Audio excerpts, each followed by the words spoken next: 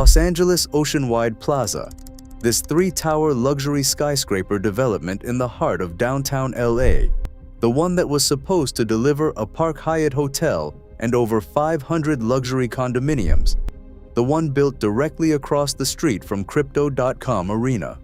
The one Chinese billionaire Lu Jiqiang bet over $1.2 billion on. That entire project sat completely abandoned for 5 straight years. Cranes locked in place, glass cladding 80% installed and then frozen.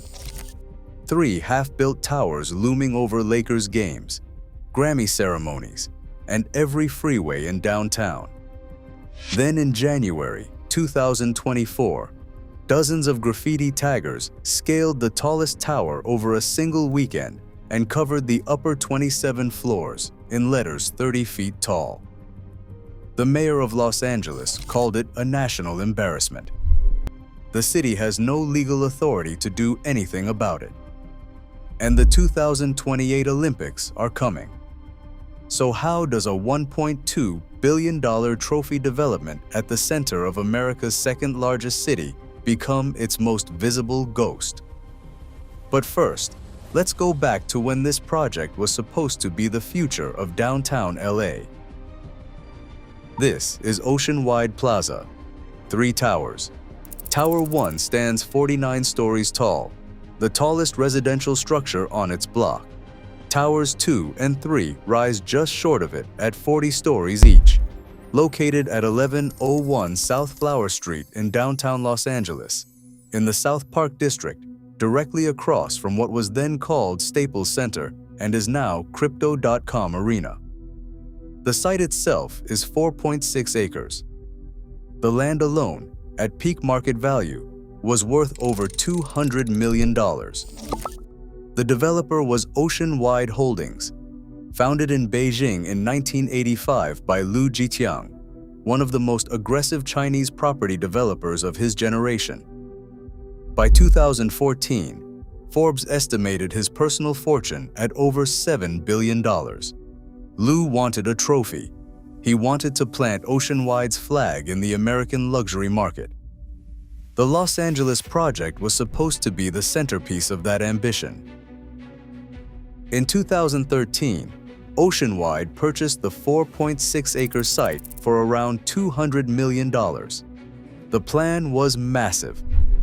Tower 1 would house a Park Hyatt hotel and 184 luxury condominiums. Towers 2 and 3 would be 40-story residential supertalls. Together, the complex would deliver over 500 condo units, 700,000 square feet of retail, suspended walkways, a 32,000 square foot continuous LED screen wrapping the podium, a vast amenity floor with pools and gardens, and 1.5 million square feet of mixed-use high-end square footage in the heart of downtown. The initial project budget was $1 billion. By the time construction broke ground in 2015, that had grown to $1.2 billion. Oceanwide hired global firms, Callison RTKL, as architect and Lendlease as general contractor. The opening was targeted for late 2019, in time for Lakers opening night. By 2018, all 3 structures had topped out. The exterior glass cladding was approximately 80% installed on Tower 1, 60% on Tower 2, and 50% on Tower 3. The interior fit-out had begun on the lower hotel floors. The structural and exterior work alone had consumed roughly $800 million. Oceanwide projected another $400 to $500 million would be needed to finish. That money never arrived. And the reason it never arrived had nothing to do with the building itself.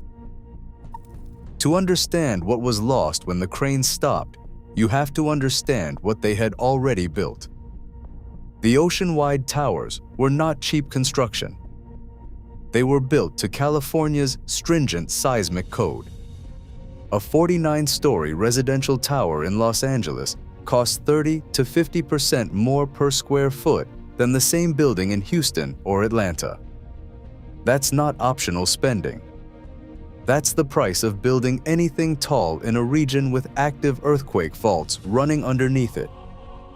The structural system used heavily reinforced concrete cores, steel frame floors, and oversized columns designed for two specific seismic threats. The Newport-Inglewood Fault runs through Long Beach and is capable of magnitude 7+ earthquakes.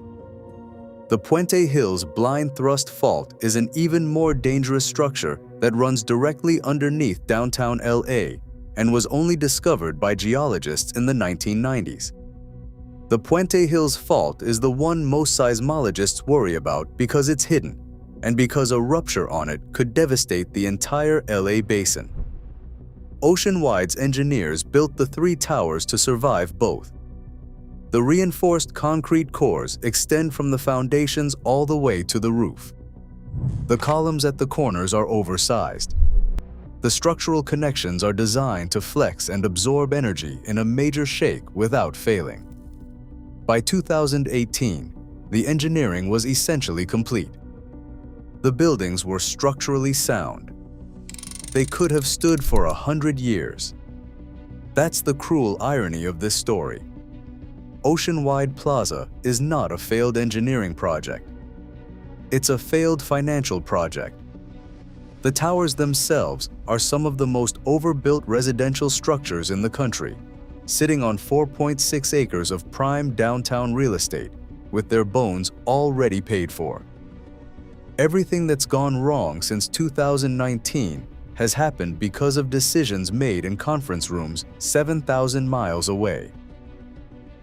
In 2017, the Chinese government launched what became known as the Capital Flight Crackdown. For the previous decade, Chinese conglomerates had been on a global buying spree. They were buying luxury hotels in New York, Hollywood studios in Burbank, European football clubs, and American supertalls. Beijing decided this was hemorrhaging China's foreign exchange reserves and routing the country's wealth offshore at exactly the moment the government needed to keep that capital at home. The State Council named 4 conglomerates as the worst offenders: Anbang, HNA, Wanda, and Oceanwide. State-controlled banks were ordered to stop financing their overseas projects. Foreign acquisitions were blocked. New lines of credit dried up.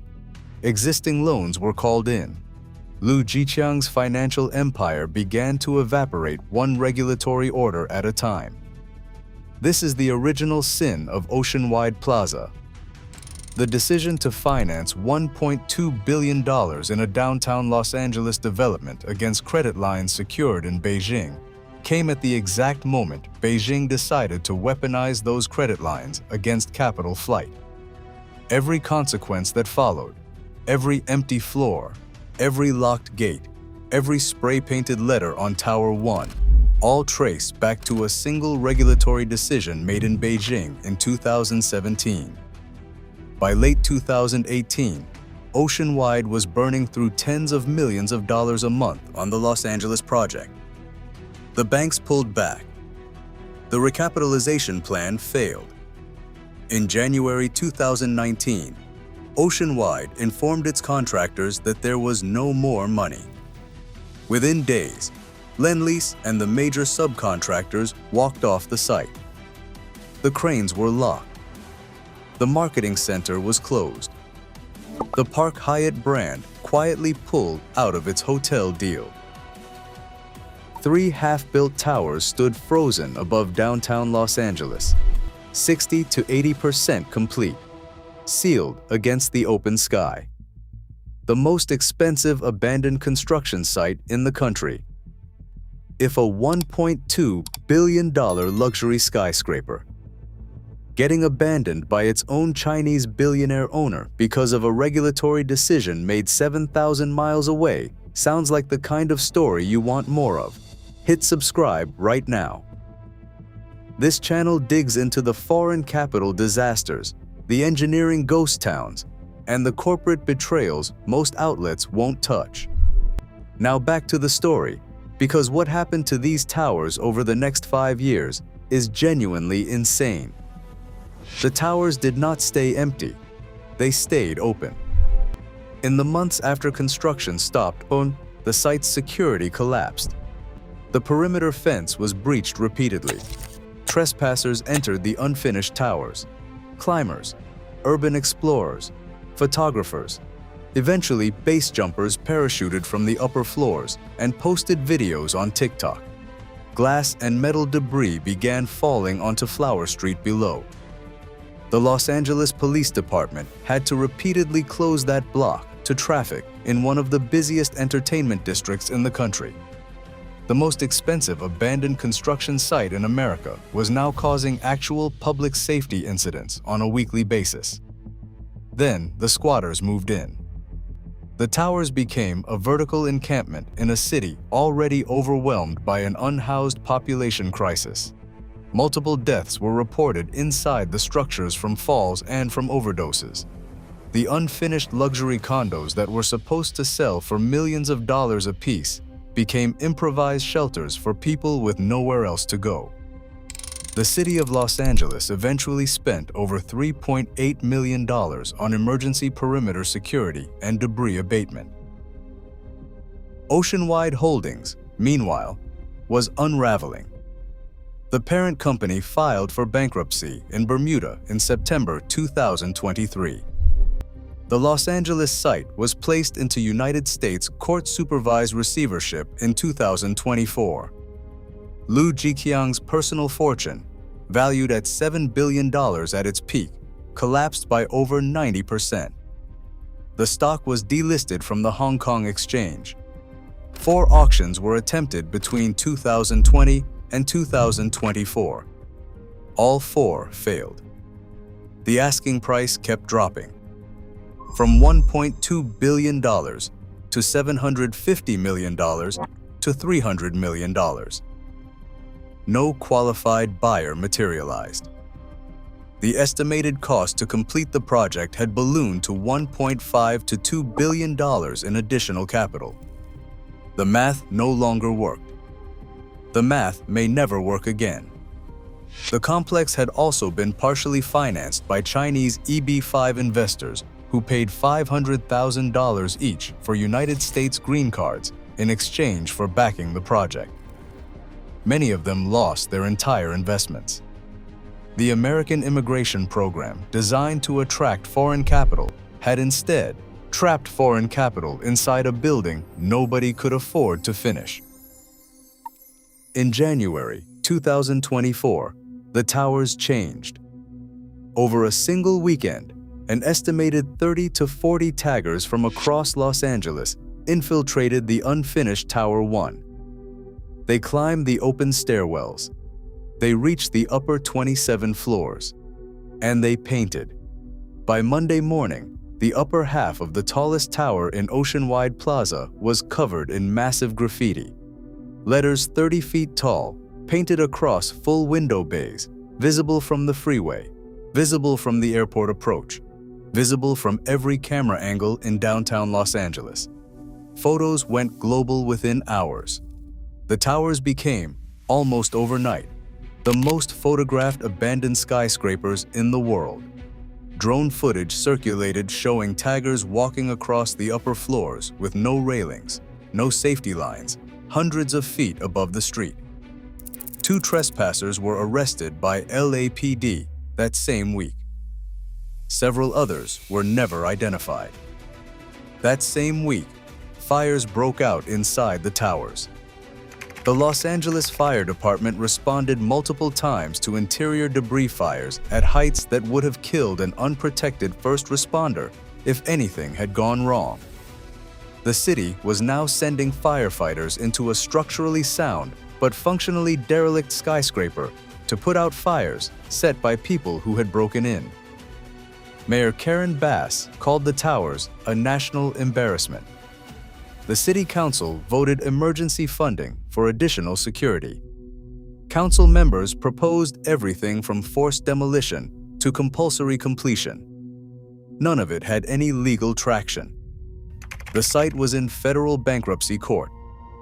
The City of Los Angeles had no authority to force a private receiver to do anything.